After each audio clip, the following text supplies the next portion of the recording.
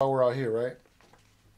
Biofeedback teaches the left hemisphere first to visualize the desired result and then to recognize the feelings associated with the experience of successful right hemisphere access to the specific lower cerebral cortex pain or pleasure or other areas in the manner needed to produce the desired result. You know, so remember I was saying, you know, if the left brain agrees like, I can visualize that, it makes sense. And then the right brain is like, I think I can do that. I feel like I can. And then once they both agree, it then becomes real. So I guess we can call it biofeedback. The left brain can then repeatedly instruct the right brain to reestablish the pathways involved so as to produce the same external objective measures of success. In this way, the pathways are strengthened and emphasized to such an extent that left brain consciousness is enabled to access appropriate areas in the right brain using a conscious demand mode. So in other words, if like I said, if it makes sense in your brain and it's so real because your left brain and your right brain agree that you can now like imagine it now because it's possible now. And so we start to train our brains to almost expect the success. It's almost like, boom, I'm successful, I'm gonna be successful, I believe I could be successful, and then you just train your brain to think that you are successful. Then your brain's got to catch up and it's going to reprogram itself like, okay, cool, I'm successful, I need to get it together because, this is what successful people do, get it together, they work or whatever. All right, and so remember last time I was saying that once you can bypass the left brain, which is the reasoning, which is the bodyguard at the door, filtering out the bullshit. Once you can bypass the left brain and access the right, you can convince the brain that your left leg is numb, and then automatically the signal from the brain will be sent to the leg, making it feel numb. Yoga, Zen, or transcendental meditation, if practiced long enough, will produce a change in the sound frequency with which the human heart resonates throughout the entire body. Bottom line is your body is in sync too, and so it follows like the beats, the frequencies. It responds. Your heartbeat actually follows the frequencies around it. Putting that out there. So negative energies can make your heart beat all fucked all the way up. All right, and so another thing is that you remember when I was talking about being multiple dimensions, and the dimension that you end up experiencing is the dimension based on your vibration and frequency that you're vibrating at or whatever, right? Because the universe is made up of energy and frequencies, like that boy Albert Einstein, like Tesla, like all them said. In addition, by resonating with the Earth's electromagnetic sphere, the human body creates a surprisingly powerful carrier wave to assist the mind in communication activity with other human minds similarly tuned. And so when I say the universe is with me, I mean that there are others out there that believe in energy, and of course, like I said, we're connected to this magnetic energy field that the Earth is in, right? And so there's energy out there, and so on and so forth.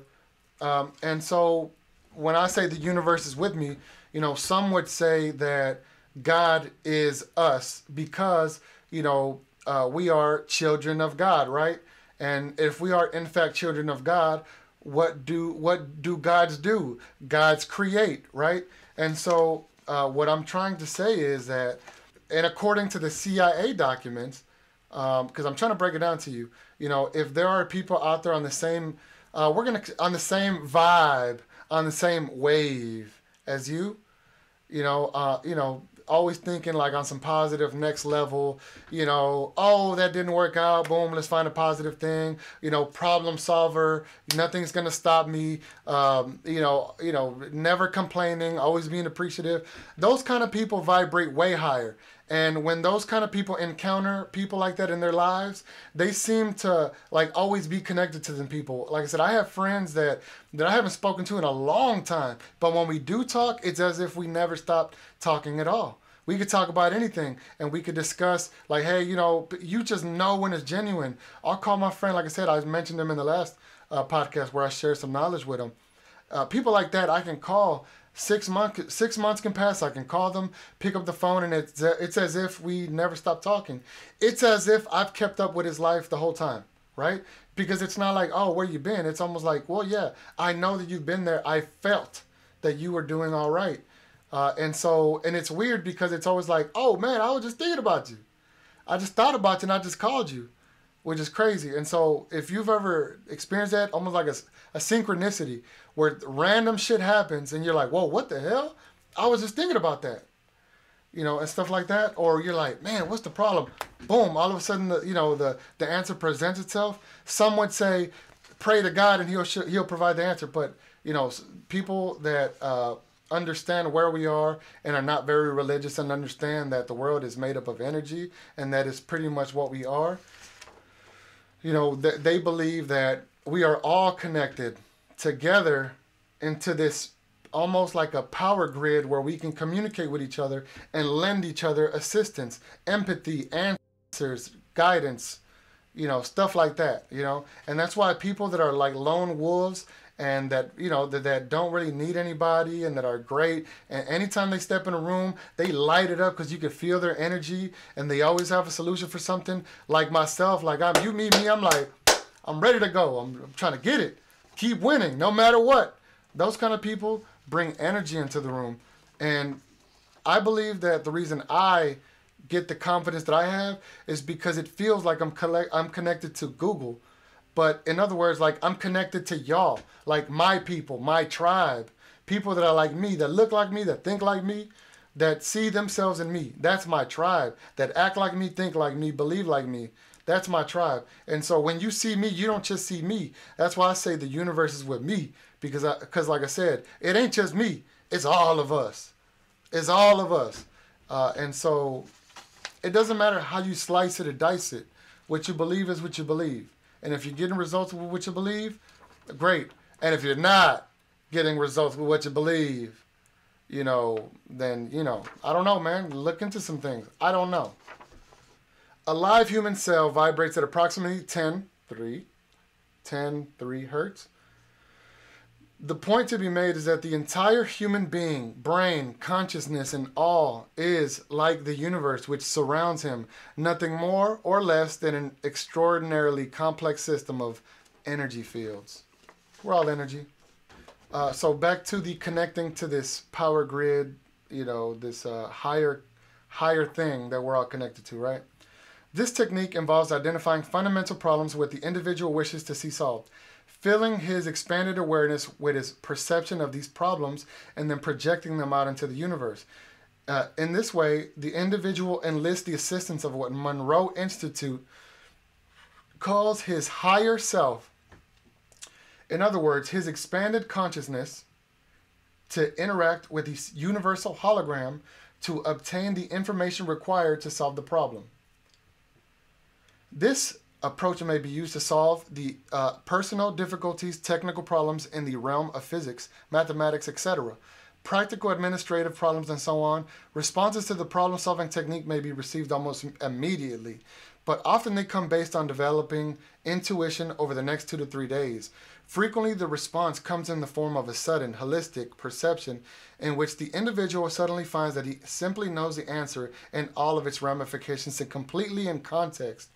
In some cases, the responses may even arrive in the form of visual symbols, which the individual will see with his mind while he is in the focused 12 state, in which he will have to interpret after he returns to normal consciousness.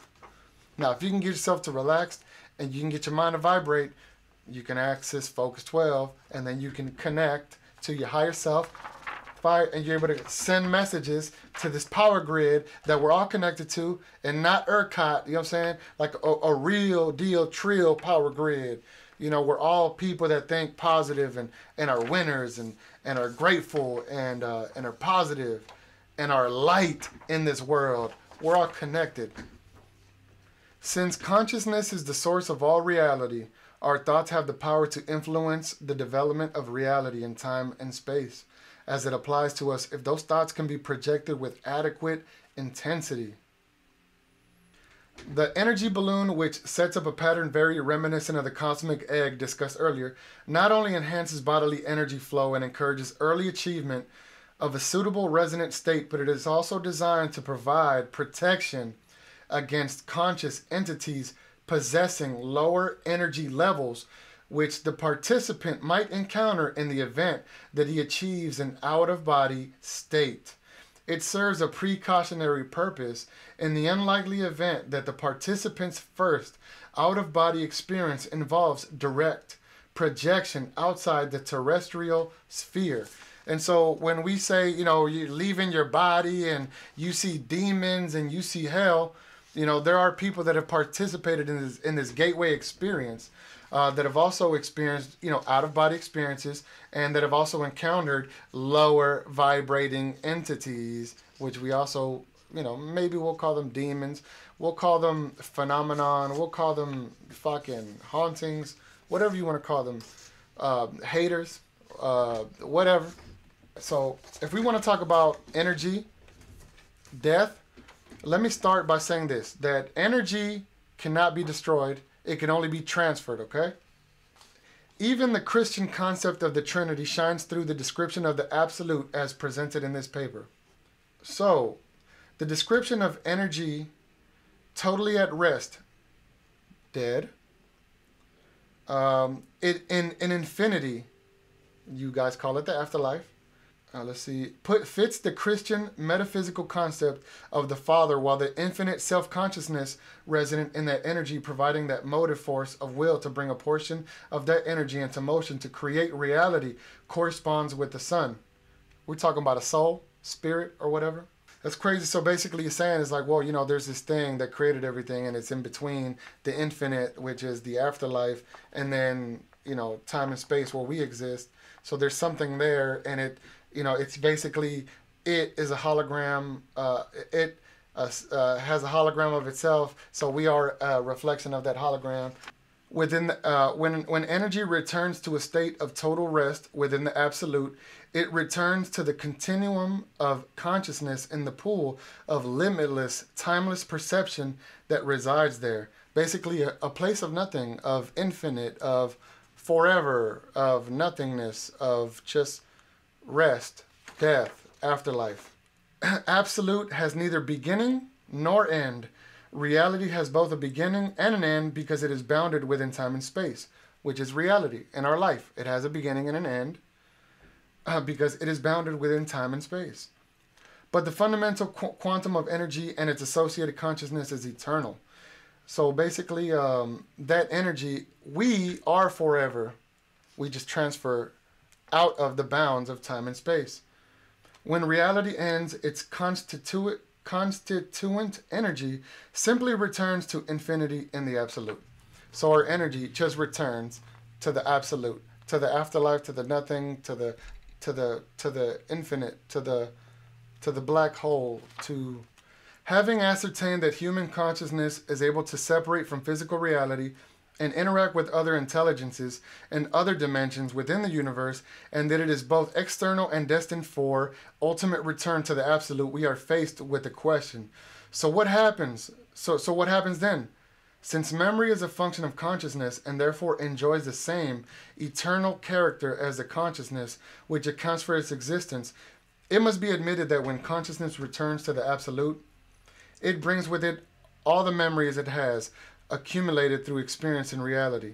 The return of consciousness to the absolute does not imply an extinction of the separate entity which the consciousness organized and sustained in reality. Rather, it suggests a differentiated consciousness which merges with and participates in the universal consciousness and infinity of the absolute without losing the separate identity. And bottom line, with all them big ass words, because my mouth is dry and I ran out of Monster Energy drink. What it's saying is that your memories are going to roll with you. They stay with your energy. Your memories are coded into your energy. And so just like DNA, DNA is code. There is code embedded in your DNA. And the same way your energy moves, your memories are also encoded in your DNA, which your DNA is also associated with your being, your energy, your entity.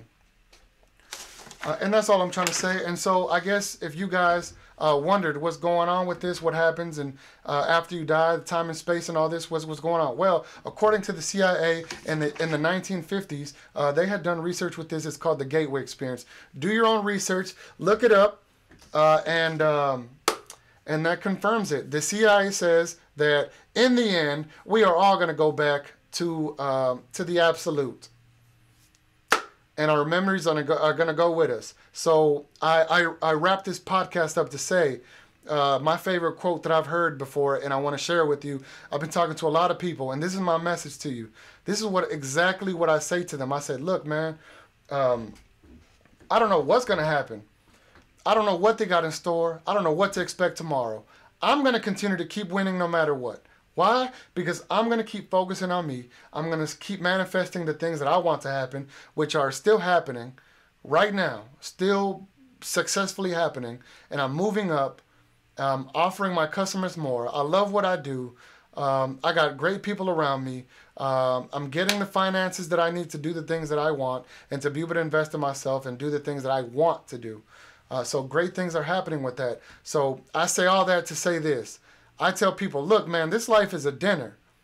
And this quote that I heard, it said, look, eat the dessert first. Because in this life, we're all in this dinner together. And we don't know when the fuck this dinner is going to end. So you might as well enjoy yourself while we're still here. Because we don't even know if we're going to make it until the plates come out. Enjoy the dessert first. You never know. And that's it, man. So this is episode 3. Watch out for episode 4. I'm glad I was able to knock that out, all that CIA stuff. You know, now I'm on the list. Hopefully I can still fly. These are all sources available from their website, and I'm going to put the link in the description so you can do your own research, man. Appreciate you for tuning in. Subscribe. Leave a comment. If not, I'm going to come find you, and I'm going to put Corona in your cereal.